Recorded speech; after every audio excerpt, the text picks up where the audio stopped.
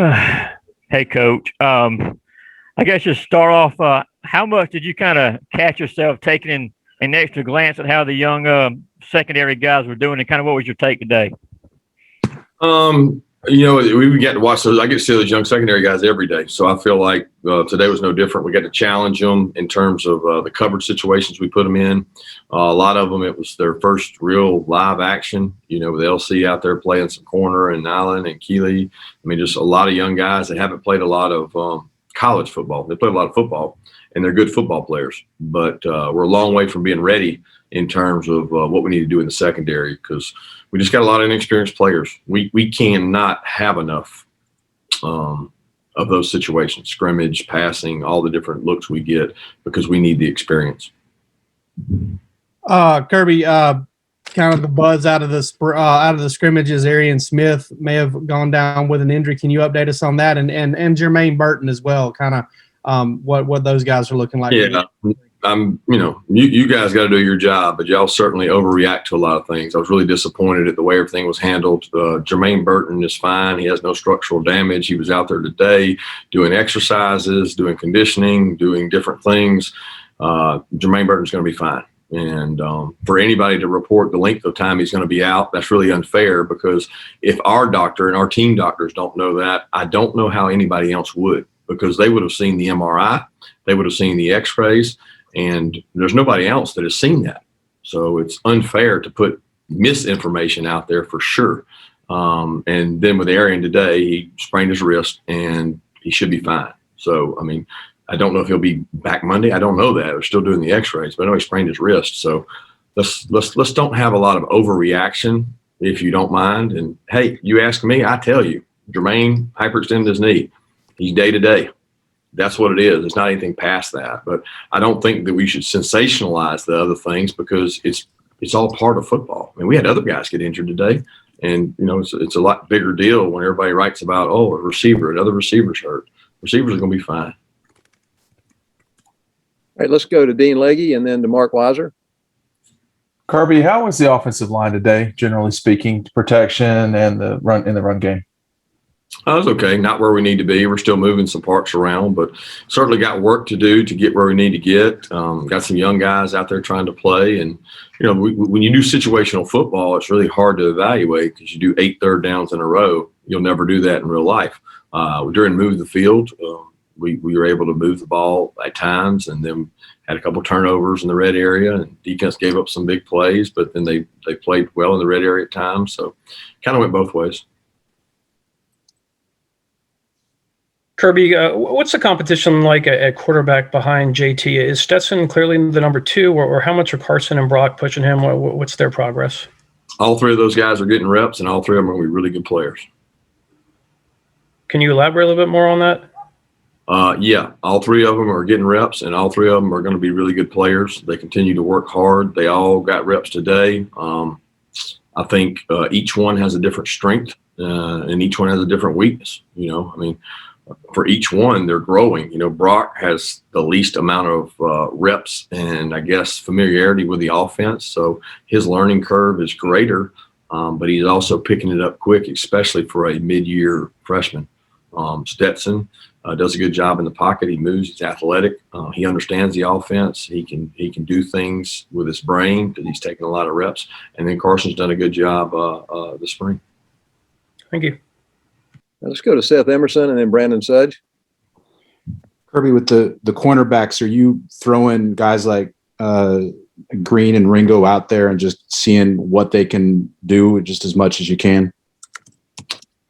Well, I mean, everybody gets reps, right? All the corners we have working. I think we got 6 corners or something working. So we don't have any corners that have experience. So I look at it as all of them are getting reps, and all of them are getting better. And the good thing is we get to challenge them in passing situations. And, you can have a corner play a whole game and him not be involved in a play if everything goes away, or they stop the run, and, one play may affect you out of 60. Well, we try to make more plays than that, attack those guys so that we get to play one-on-one in the perimeter, which is the hardest thing to do probably in all of college football, is covering people one-on-one on the perimeter, and that's what the corners have to do. So we're getting all those guys lots of reps. Hey, Kirby, a question kind of away from football, but I saw that the other day you got the COVID vaccine. I mean, did you also kind of do that as an example for your players? How are you guys educating everybody on the vaccine and allowing them to get the vaccine if they wish to have it? Yeah, Ron and the athletic training staff has done a tremendous job educating our entire athletic department. And we've had the ability as coaches to get the vaccine, which we think is important, and our players will have the ability to do that well moving forward. We'd like to get through spring to be able to do that. There's some benefits, some incentives that they've laid out with not having to test, not having to contact trace if you get the vaccine. Ron and his staff's doing a great job of bringing in people familiar with the vaccines and a very good understanding, the doctors that can talk to our team and educate them on the benefit for really their families, for the group as a whole, and safety purposes. So we're trying to encourage that. All right, let's go to Mike Griffith, and then we'll go to Henry Queen.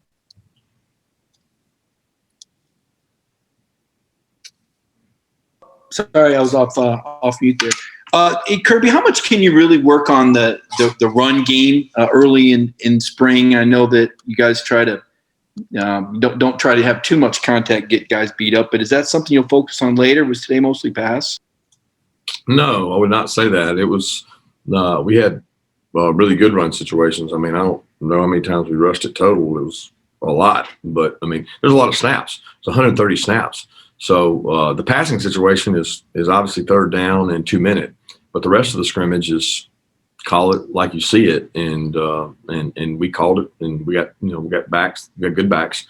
They get to go out there and carry the ball and run it. And we did that, so that was a chance for us to run the ball is important. I think it's an important thing to do. So we're not sitting here saying you got to run it 25%, 50%, 70%. You got to run it to win the game, and you got to throw it to win the game. So we worked on both those things today. Hey Kirby, any other major takeaways from this scrimmage? And looking back on the 15 practices, were you able to accomplish what you accomplished? Also, in light of the fact that you didn't even have spring practice last year. Yeah, the only thing I would take away from the scrimmage, I was pleased with the energy. We made some arrows. A lot of guys. I mean, 16 mid-years out there. They were a little nervous. There's some anxiety there, but I thought the energy was good on both sides of the ball. Meaning, when somebody made a play, there was enthusiasm. There was more connection out there, not guys going through the motions, which can happen sometimes in the spring. That wasn't the case today. I thought there was positive energy towards people making plays, which is important to me right now. And in terms of getting things done, I think what do we got? I think it was practice maybe 9. I think we got 6 left. So we're not where we need to be yet. All right, let's go to Vance Levy, and then we'll go to Connor Riley. Kirby, I know yards after catch is always a priority. How are the backs and the receivers done, not only today, but throughout spring? And then are there any of those mid-year guys that you're willing to say have been doing really well? No, there's really not anybody I'm willing to say is doing really well, because I think it's hard to do really well as a mid-year. I mean, really well to me as a starter, and that's hard to do as a mid-year. So are they improving? Yes. Are they going to be good players? Yes. Are they there yet? No. As far as yards after catch and yards after contact, we track it on defense. We track it on offense. It's what makes you successful. Hard to measure in practice because, we don't tackle, and we're trying to keep football as safe as possible. So it's harder to track those numbers when you're not really live tackling. Hey, Kirby, in the past, you've talked a lot about how important for high school recruits that senior year is. And one of your mid-year guys, Brock Bowers, didn't get a chance to have a senior year playing out in California. How, if any, has his development been impacted by the lack of that spring? And I know you just touched a little bit on mid-years, but what have you seen from him so far? A talented guy, he's bright, he's learning quickly, physically gifted with some speed and burst and great hands. Got a ways to go in the blocking game in terms of the run game, but that's something he's going to develop because he has toughness. He's going to continue to work in the weight room to get stronger and do some things, but he can do things with the ball in his hands, and he's a good athlete. So, well, this kid lined up at tailback in high school and made plays, so he's used to carrying the ball. All right, we've got a little time left. Let's open up to anybody who wants to jump in. Follow-up questions? Hey, Kirby, this offseason, there was a lot of talk and action by you and your team, surrounding social issues. Just curious how you've been able to process, the past couple of days, especially as, the new voting laws crossed into the sports world with, the MLB AllStar Game getting moved out of Atlanta. Just how have you been able to process the past couple of days? Yeah, we still have our skull sessions where we try to connect as a unit, and we rotate those groups and rotate coaches within them. And that's a safe space where we feel like our kids can talk and be open with us and tell us how they're playing. I can't say in the ones that I've been in, I don't get to sit in all of them, that those topics have always come up. But certainly if they do, we address them with our kids and allow them to voice how they feel and maybe how it affects them personally, whether it affects them with their family or whatever. And we've been consistent with that and that messaging. And do you think that that's helped? I mean, I think that's a relatively new thing, and you've been around the game so long, opening up about things that aren't football related like that. Yeah, I think it always helps. I don't think we do enough. I mean, I think that there should be, more time dedicated to that, to our players. I think it helps mental health in general. And I think when you look at the mental health of the student athlete, it's probably one of the most different things that you have to deal with now in coaching. When 10 years ago, I'm not saying it wasn't present, but I don't know that we addressed it as much as we do now. And certainly, a lot of our players struggle day to day with things like COVID, things going on in the world, things going on at home. And we just want them to feel comfortable being able to talk about whatever the topic is. Kirby, I wanted to ask you about Jalen Kimber. I know we hear a lot about Keeley. He's obviously a highly rated guy that's done well. How's Kimber coming along, and can you give us some insight into what he did today? Kimber's very bright. He was able to practice all last year, which, the practice you get from the year before, people just forget about. Like you mentioned Keeley, and Keeley hasn't practiced. So he really hasn't done anything in terms of earning the reputation that he came in with. He's in the process of doing that. He's trying to do that through working hard and learning, and he stayed really engaged. But Jalen Kimber was able to go out and actually take reps and work last year, which, gives you an advantage because you've seen things, you've heard calls, and you have to adjust. Biggest thing with Jalen is continuing to work really hard with the nutrition and weight room to keep adding size. And he's conscious of that. He understands what he has to do to be a great player, and he's committed to doing that. Kirby, who won today? And then also you've said the defense, continues to show their youthfulness. Who is the field general on the defense right now? Well, Nakobe's the field general. He's not out there, so you say, who is it? It's done by committee. It's, when you don't have a really good player out there, it allows other people to step up. I thought Nolan had great energy today. I can't say how he played. He had great energy. He was present. Trevon, really good energy. And really played hard, but nobody won today. Today, you want to say Georgia won, but I got to go back and watch the tape to be able to answer that. It's always hard in a scrimmage. Nobody wins and loses because offense makes plays and defense makes plays, and special teams. We had a lot of kicking situations we get to find out about. Hey, Kirby, I wanted to see your inside linebackers. Nakobe Dean had the surgery, and then you got, Tresman Marshall, I think, was injured last year. What are your numbers like there, and is it offering some guys a chance to kind of step up and show what they can do? Well, Nakobe still takes walkthrough reps. He takes every mental rep. I've never had a player probably in all my career coaching that was more engaged. You have to stay on certain guys when they're injured to stay engaged. Nakobe's calling things out. Like he's playing linebacker every play and making the call from the sideline. You can hear him. He's engaged. He's on top of it. And plus he gets reps in individual and walkthrough. So I feel good about the work he's putting in. Tresman has been getting reps. Tresman's out there practicing, doing everything he can. He was able to get his surgery a little bit earlier than Nakobe. And then the other guys, Quay's practicing a lot. Channing Tyndall's practicing a lot. Ryan Davis, John Staten. There are a lot of guys out there working at inside backer. Hey, Coach. I read a little bit about the 1996 G-Day that was played at Clark Central due to the Olympics, and if I'm not mistaken, you had 2 picks in that game, one of which you ran in for a touchdown. So, can you recall anything about that experience of moving the game to a new location, and what was that like from a player perspective?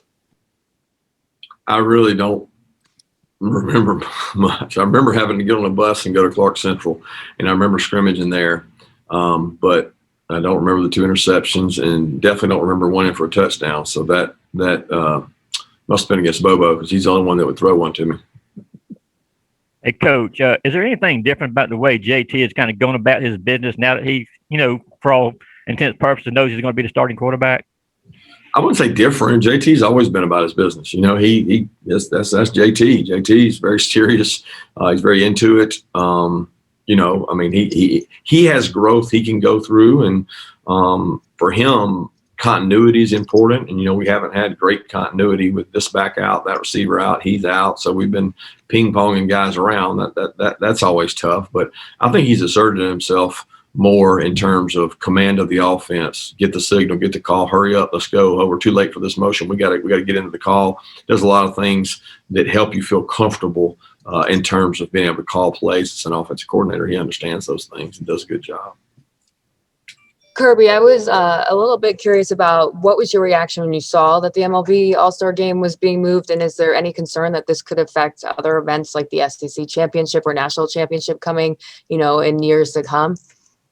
Yeah, I try my best to keep my head down and continue to work on our team and what we have to deal with our players. And I certainly worry about the mental state of our players and, like I talked about before, the ability to have safe space and open conversations. But I don't get into the political side of it. Got time for 2 more questions? 2 more questions. Anyone?